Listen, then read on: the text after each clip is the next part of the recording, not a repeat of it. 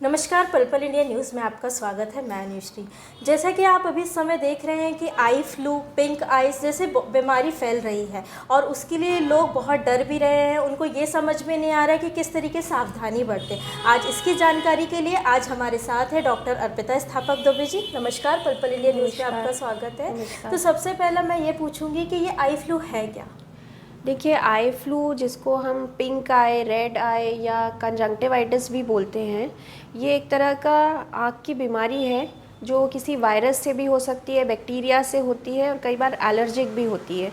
तो ये मॉनसून में सबसे ज़्यादा होती है क्योंकि अभी क्या है, हमारे आसपास के वातावरण में ह्यूमिडिटी ज़्यादा है, टेम्परेचर थोड़ा लो है, तो ये जो बैक्टीरिया और वायरसेस के लिए पनपने के लिए बहुत अच्छा टाइम है। तो इसीलिए इस टाइम पे हमें ये आई फ्लू ज़्यादा देखने को मिलता है।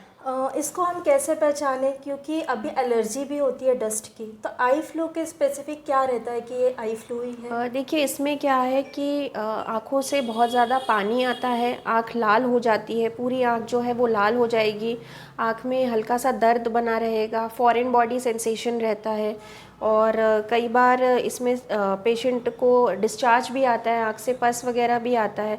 तो ये कई तरह का होता है, वायरल होता है, बैक्टीरियल होता है। तो वो जब आप एक डॉक्टर के पास जाते हो, ऑप्थेल्मोलॉजिस्ट के पास, तो उनको समझ में आता है कि किस तरीके का आई फ्लू है और इस हिसाब से हम ट्रीट करते हैं इसको। तो इसके लिए क्या सावधानियां रखनी चाहिए? डॉक्टर को दिखाने के बाद भी अपन क्या सावधानियां रख सकते हैं? देखिए, इसके लिए ज़रूरी है क्योंकि ये फोमाइट से ट्रांसफ़र होता है कि जैसे कि मैंने मोबाइल लिया अपना और मुझे आई फ्लू है, मैंने अपना मोबाइल रखा, तो वही मोबाइल आपने टच किया, फिर आपकी आँख में भी आपका हाथ चला गया, तो इस तरीके से ये फैल सकता है। तो देखने से नहीं फैलता है ये। फोमाइट टच मतलब किसी वस्तु को अगर हम छू लें, किसी इन्फेक्टेड व्यक्ति के टॉवल का यूज़ कर ले या कोई सामान छू ले, तो इस तरीके से ये कंजंक्टिवाइटिस फैल सकता है। तो इसके लिए ज़रूरी है कि अगर हमारे आसपास हमारे घर में किसी को हो गया है तो हम वो व्यक्ति को आइसोलेट कर दें, उनको आइसोलेट कर दें और हम उनके जो वस्तुएं हैं उनको ना टच करें, प्रॉपर सैनिटाइज़ करें, जैसे हमने कोविड के टाइम किया था। और उनको बोले कि आप अपना टॉवल जो है अलग रखें या डिस्पोजेबल टिश्यूज़ यूज़ करें, प्रॉपर ड्रॉप्स डालें। बस यही कुछ सावधानियां हैं जो रखनी है हमें। जैसे कि एक सबसे अहम बात ये है कि जो आई फ्लू में लोगों को ये लगता है कि उनकी आंखों में आई कांटेक्ट करने से ये फैल रहा है। नहीं, ये कभी आई कांटेक्ट से नहीं फैलता है। लोगों में ऐसी भ्रांति है कि किसी को है और हमने उसको देख लिया तो ये हमें भी हो जाएगा। तो ऐसे तो हम ऑप्थेल्मोलॉजिस्ट हैं, हमें तो सबसे पहले और होना चाहिए ये। तो ऐसा कुछ नहीं है कि ये देखने से फैलता है। ये अगर हमने उसकी टच की हुई कोई वस्तु को छू लिया तो ये फैल सकता है, क्योंकि बहुत नेचुरल बात है कि हमारा जो हाथ है वो हमारी आँख पे कभी ना कभी तो चला ही जाता है और हम उससे मोबाइल टच करते, पेन टच करते हैं, तो वही कोई चीज़ें, ऐसी चीज़ें जो दूसरा व्यक्ति टच कर ले तो उसको हो जाता है। जैसा कि गृहिणियों का मानना रहता है कि घर की चीज़ें इस्तेमाल करके चीज़ें सही करने की कोशिश करती हैं, तो आँख में चूना लगा लेती हैं या तो फिर मेडिकल शॉप में पास में जाके दवाइयाँ वगैरह अपने हिसाब से ले लेती हैं। तो उसका क्या कहना चाहेंगे आप? देखिए, आँख के लिए चूना बहुत हानिकारक है। हमें चूना तो बिल्कुल नहीं लगाना चाहिए आँख में, उससे हमारी आँख के सामने की जो पुतली है वो हमेशा के लिए डैमेज हो सकती है। तो हमें अपने इसमें घरेलू उपचार नहीं करने हैं। बेटर होगा कि हम अपने डॉक्टर को ही दिखाएं और ओवर द काउंटर जो मेडिकल स्टोर से दवाई लेने की आदत है कि डॉक्टर के पास कौन जाए, हम अपना, ये हमारे पड़ोसी हैं, ये इनकी मेडिकल की शॉप है, हम इसी से दवाई ले लें।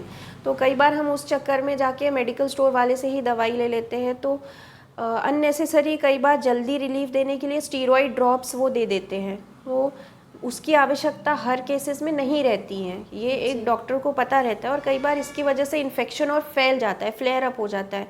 तो बेटर है कि हम अपने जो हमारे नेत्र रोग विशेषज्ञ हैं आसपास के, हम पहले उन्हीं को दिखाएं और फिर हम इसका इलाज करें। मोबाइल देखने से, लैपटॉप में जो लोग यूज़ कर रहे हैं, जिनका बेसिकली लैपटॉप में वर्क है, कंप्यूटर वर्क है, उनके लिए क्या सावधानियां रखनी चाहिए?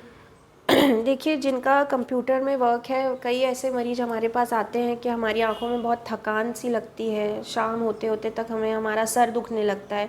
तो उसके लिए ज़रूरी है कि हम एक 20-20-20 करके रूल होता है कि हर 20 मिनट में, जब आप कंप्यूटर के सामने बैठे हैं तो हर 20 मिनट में, जब 20 मिनट हो जाए तो उसके बाद 20 सेकंड के लिए आप 20 फीट दूर देखिए। तो उससे क्या है, आप आँखों की जो पलक है उसको भी झपकाएंगे और आपकी जो आँख की मसल्स है वो भी रिलैक्स हो जाएंगी। और जब क्योंकि हम जब लैपटॉप पे देखते हैं तो हमारा जो ब्लिंक रेट होता है जो पर मिनट 16 से 17 बार होता है, वो रिड्यूस होके सिर्फ 4 से 5 बार हो जाता है। तो हमारे आँखों की जो पुतली है उसके सामने टीयर फिल्म होती है, आंसुओं की एक परत होती है जो भगवान ने नेचुरली एक लोशन दे के भेजा है कि हमारी आँख का, जैसे स्किन में तो हम लोशन लगा लेते हैं, ड्राइनेस हो रही है तो आँख में तो नहीं लगाते, तो वो भगवान ने ऑटोमेटिकली टीयर फिल्म भेजी हुई है कि जब हम ब्लिंक करते हैं तो वो टीयर फिल्म हमारी पूरी आँख में अच्छे से स्प्रेड हो जाती है। तो हम कई बार लैपटॉप यूज़ करते हैं तो हमें इस चीज़ का ध्यान नहीं रहता क्योंकि हम गड़ा गड़ा के अपना काम कर रहे होते हैं, तो हमारा ब्लिंक रेट जो है वो बहुत कम हो जाता है। तो उसके लिए ज़रूरी है कि हम अपना ब्लिंक रेट पे ध्यान दें कि नहीं हम थोड़ा ज़्यादा पलक झपकाएं। और लुब्रिकेंट आई ड्रॉप्स आती हैं, जैसे आँख के लोशंस आते हैं, उसको बोल सकते हैं आम भाषा में, वो आँख में डालें तो उससे क्या है कि हमारे आँखों का मॉइस्चर मेंटेन रहेगा। हम एयर कंडीशनर यूज़ करते हैं, एसी का यूज़ बहुत बढ़ गया है, तो जैसे हम यहाँ बैठे हैं और अगर ऊपर यहाँ एसी लगा है तो हमारे आँख की जो टीयर फिल्म है वो इवेपोरेट होती है, वो जल्दी जल्दी जो उसका लिक्विड है वो उड़ता है। तो जब भी हम पोजीशनिंग रखें अपनी काम करने की तो कोशिश करें कि लैपटॉप या हमारे एसी जो है वो हमारे पीछे रहे या हमारे साइड में रहे, मतलब डायरेक्टली हमारे आँख में जो है उसका ब्लोअर का डायरेक्शन ना हो। जैसे कि आई फ्लू शुगर पेशेंट के लिए हानिकारक कहा जा रहा है कि बहुत हानिकारक होता है जिनको और मोतियाबिंद हो। देखिए ऐसा है कि शुगर से बॉडी की ओवरऑल इम्यूनिटी कम हो जाती है, तो ये सिर्फ आँख के लिए नहीं, तो ओवरऑल ही उनको कोई भी बीमारी हो वो बाकी हेल्दी लोगों के कंपैरिजन में जल्दी होता है। तो उनको क्या है, आई फ्लू जल्दी होता है तो उनकी बॉडी में रेजिस्टेंस कम होता है, तो वायरस या बैक्टीरिया का लोड जल्दी बढ़ जाता है। इसलिए बोलते हैं कि उनमें क्या है, दूसरों के कंपैरिजन में बढ़ने की जो जंतु है उनके बढ़ने की क्षमता ज़्यादा हो जाती है। एक लास्ट क्वेश्चन मेरा कि आप आई फ्लू में लोगों को क्या कहना चाहेंगे कि वो डरे ना और क्या करें सबसे पहले? ये देखिए, आई फ्लू एक सेल्फ लिमिटिंग जो बीमारी है कंजंक्टिवाइटिस, तो इससे डरने की ज़रूरत नहीं है।